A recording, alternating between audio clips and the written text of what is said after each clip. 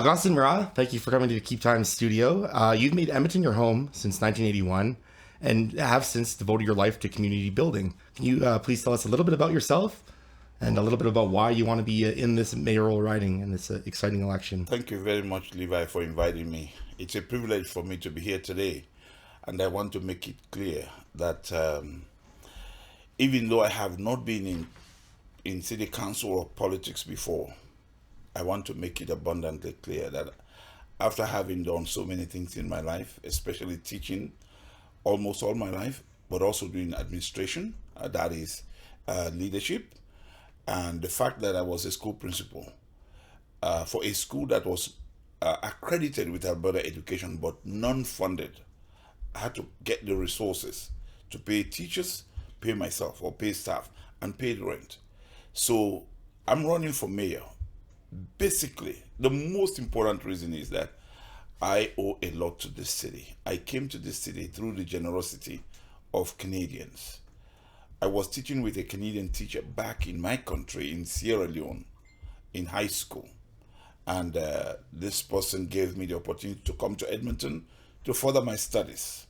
And when I came, because I had already done my teacher education in Africa, and I also spent a year in France or in Europe because I was a French teacher.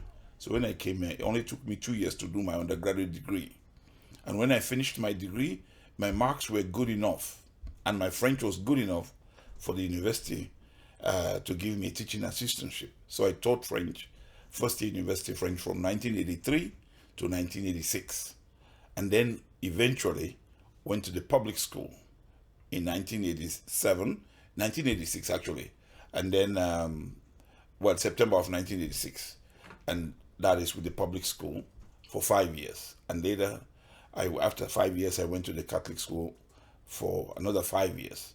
So I taught at both, public schools, mainstream schools, teaching from elementary, junior high, and high school. I actually taught at other than supply teaching, I supply taught all over the city. But when I got contracts, I taught at Laurier Heights on the West End. I taught at Maurice Lavallée, that is French school in Bonnie-Doon area. I taught at Wine Loss, an elementary school in Meawoods. And I came back to the north. I taught at St. Cecilia for about 3 years. So that's the spectrum of my teaching experience. But and then of course, while I was teaching at the University of Alberta, I taught two parts. I taught two departments in Romance languages during the day, and I taught conversational French at the Faculty of Extension. So with that background, and then I opened my own accredited private school called AIC Alberta International College. So I was running the school, started as an jack of all trades with very few students. I was the teacher, the janitor, and the superintendent of the school. But after 1 or 2 years, I started getting international students. So I hired other teachers, science teachers, math, chemistry, physics, and biology. In the beginning, I was teaching English, French, and social studies. And then I eventually, when I had enough students, I hired people to teach those courses, and I was just doing administration for some time. Through your career, you've held board positions in many of these organizations, such as the Camrose International Institute, the Mennonite Center for Newcomers, the Edmonton Multicultural Coalition, and the Council for Black Organization. Can you tell us a little bit about your work with these boards and how you think that would help you on this campaign for mayor? For me, I believe that the experience working in various non-profit organizations has helped me. I have grown in terms of learning how to negotiate with people, how to work with people first of all, even if you don't agree on the same opinions, but you always, you eyeball what is the most important about the organization, the policies or the what do you call it, the vision of the organization. As long as you're working towards the vision, that's the most important thing. And that is what I intend to translate into City Hall. First of all, I am not, I know some candidates have gone, the mayoral candidates some are conservative, and some are liberal, and some have gone maybe NDP. I would say I'm taking the middle of the road position because I don't want to be branded. I mean, I have been in politics. I've lived in Alberta for all these years. I have campaigned, as I said, and in both municipal, provincial, and federal politics. But I don't want us to lose sight of what is important. To me, I want to listen to Edmontonians. I want to talk to them. I want to address them. And the most important thing I want them to know, if they have trusted me with their children for 30 years in the classroom, I have no doubt they can also trust me with the responsibilities of being their mayor. After all, what is important in a leader is your character. It's very important. I would be a relationship builder, not just among council members, but even among political parties. That is, if I become the mayor of Edmonton, my goal will be to work well with the provincial government. And I also know that I will work very well with regardless of the political stripes, I'll work well with the federal government. That is what I think is most important, that people should know. But I want to also say this, that I will govern, with the heart. That is, we have a limited amount of money, and then we allocate the resources according to the need, citywide. But there may be occasions where we may have to shift, things here and there to make sure that we're very practical and we think of the people who are in need of help. I want to talk a little bit more then about your former life as a teacher and school principal. Can you please tell us a little bit about your work in school administration and why you believe that would be a great asset for a mayoral candidate? Well, if you're running a business, the bottom line is that's the first thing you do. Now, as I said, I started the school on my own, even though I didn't have a business experience. However, one thing that really helped me, my education. I have a master's in translation, French English, and I translated the curriculum for entrepreneurship, from English to French. So that's how I got my education in business. So I put it into practice, and that's when I opened my school. So, but I know that in business, you have to do what it takes to run your business, payroll, everything that has to do with, running your business. I got international students. As a matter of fact, I'm hoping that I can use the experience of having worked with so many students from all over the world to work with other people, in council. If elected to mayor, how will you begin to promote and revitalize the economy from the COVID pandemic? One of my biggest plans is to have a project of infrastructure, put infrastructure in places where we can invest some money with private business. I'm thinking of we should have a rapid rail between Edmonton and Calgary. Why? That infrastructure will provide a lot of jobs in the immediate, and in the long run, it will take care of our tourism, local, national, and international. And this will it will put Edmonton and Calgary. We are already the hub of the two cities, are the hub of the Western economy in Canada. So the more traffic we have between those two cities, the better it will be for everybody. Now, somebody might think, but it will be too expensive. There won't be enough people. But we have to look ahead. In leadership, you have to be a pioneer. You have to look ahead of what will happen. That infrastructure may not be built during my time if we don't have the money, but we can come up. You see, a leader comes with ideas, and then other people who are in a better position can work out the practical situation. That's one of my biggest plans. Now, one of my second ideas, which may be looked at from a different angle, the River Valley, to me, I've been here for 40 years. That pristine green atmosphere, we leave it intact. But why can't we do something about the Saskatchewan River? If you go to Paris, you will enjoy what they call the bateau mouche, those small boats on the river, in the river. Look, many of us will never be able to have money to go on cruise ships to the Bahamas or wherever you want to go. We can do that right here. We have the resources. God has given us the resources in Edmonton for us to use our river and make sure we don't pollute it. Okay, so we can use rafts or boats or anything that will make sure that we can enjoy the privilege of having a very beautiful forest or scenery, and at the same time enjoy the water. I want to address the marginalized communities in our city, especially the homeless. You said you wanted to continue Mayor Don Iverson's campaign to house the homeless, to do all sorts of things to support our most vulnerable population. If elected mayor, what steps do you want to take to address these issues? You see, when you look at things from outside, you don't know the details of how things happen. When I first decided to run, little did I know that the building of the arena downtown was part of the problem of increasing the problems of the homeless.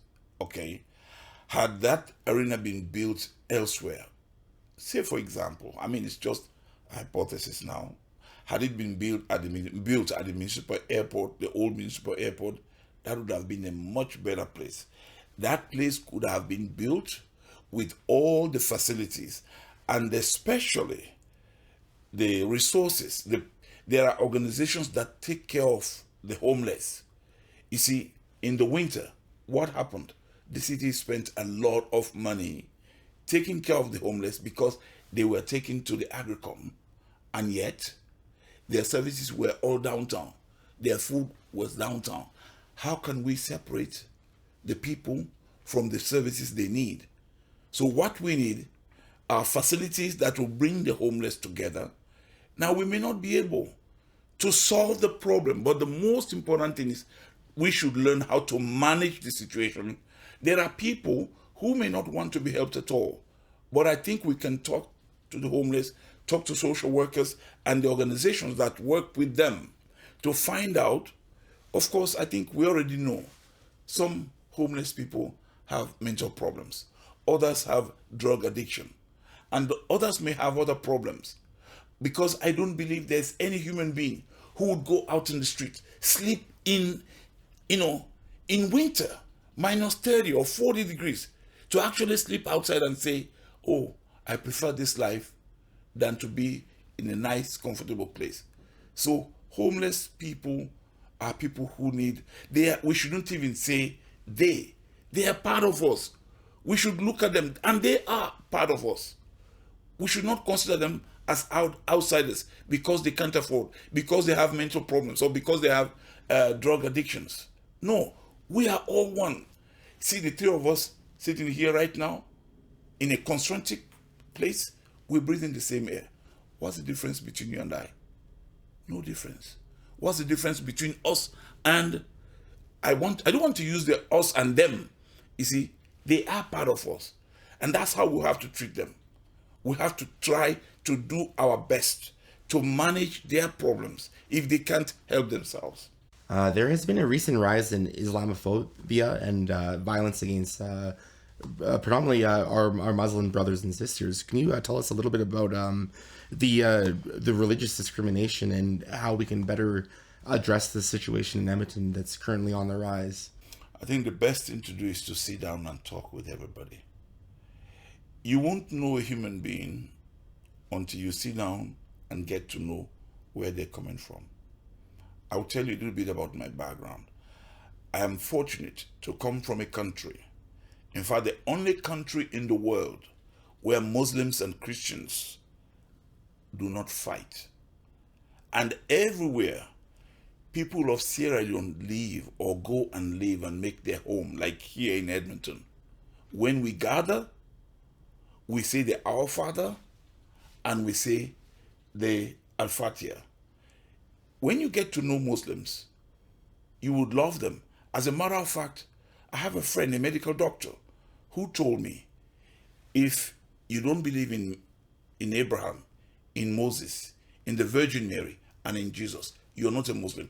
I said, do you mean you are not a good Muslim? Say, no, you are not a Muslim.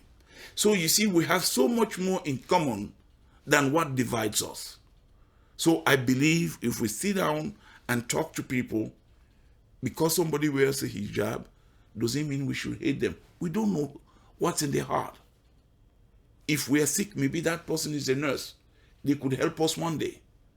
So we really have to be very empathetic towards other people. Have an open mind.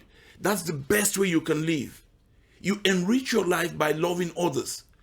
If you hate people, well, I don't know. I can't understand how somebody will live with hatred inside them. Because I can't. I won't be happy. When you do good to anybody, especially selfless, generosity, you feel good doing what you're doing, don't you? So, the more you know people, the better life will be for everybody. So my own advice would be, let us sit down and talk to people who are different and treat them with dignity and respect. And we will get to love them and they will love us. And we live in peace. But if we make the mistake of coming up with theories about other people, and of course that's how violence starts. You hurt somebody, maybe you hurt a mother or a father or a son. Some people will not sit well with that. And I think every human being will not sit well with that. They may want to retaliate. Fortunately, we have the law. And that's where I think, we have to respect the law. I'd want to talk a little bit about police reform. For a lot of candidates, that is deep on their mind. Do you believe there is need for police reform in our city? First of all, I will tell you for real that I don't believe in police, defund police. I mean, the police are the most organized group of people to save our lives, to protect our lives, and the military. The military, of course, they go out and fight for freedom. I come from a background where my father was in the military, fought in the Second World War. I got my first social studies class about Burma War through my father. Okay? So that's extremely important. The forces that have been there to protect us, I think all they need is better education. Maybe police education in the academy, more should be done for them to know the importance of being empathetic. Okay? They have to be, of course, protected. But I believe that if we say we defund the police, for example, who will take care? Because you know what? We live in a multiracial, multicultural society. There will be gangs. And there might be fighting among even the people who will take over. So I believe more in just like the police have already started. They are listening to people. And we hope that if they continue getting more education and meeting more people, that the biases will diminish eventually. As long as they do not see, 4 or 5 black kids walking out in the streets and then begin to follow them with their police cars. That is not very good. Well, thank you, Augustine. Are there any last things you would like to tell to the Keep Time audience in regard to this upcoming mayoral election? Maybe I would just emphasize one thing. The most important thing I want to emphasize to Edmontonians is that I want them to look at change. Now, I'm not condemning anybody who has been in council, but I know that you cannot solve the same problems. The mind that has created problems will not be the same mind that will solve those problems. We need change in city council. We need different perspectives. So what I'm going to do is ask Edmontonians and ask them this question. Since I was in the classroom of their children, they entrusted me with teaching their children, the most valuable resource in our lives, okay, our future, our children. If they entrusted me with their children, will they doubt me to be a mayor, to be their mayor? Whereas, especially so that I am not going to be making unilateral decisions on my own. I'll be making decisions with 12 other people. So they should trust me. And I, as a leader, as a mayor, I will be a relationship builder, okay? A peacemaker. That, I think, will be one of the most, or two of the most important things about being a leader or a mayor for a city. And I will listen to Edmontonians. I want to listen to everybody. If you have any ideas that you think you want to see done or get done, go to my website, augustineformayor.ca. Well, thank you, Augustine Marah, the first candidate for mayor that we have at the Keep Time studio. I want to tell our audience, remember, October 18th is the municipal election. We gotta be voting. Enough people in Edmonton vote. Thanks again for being here with us today.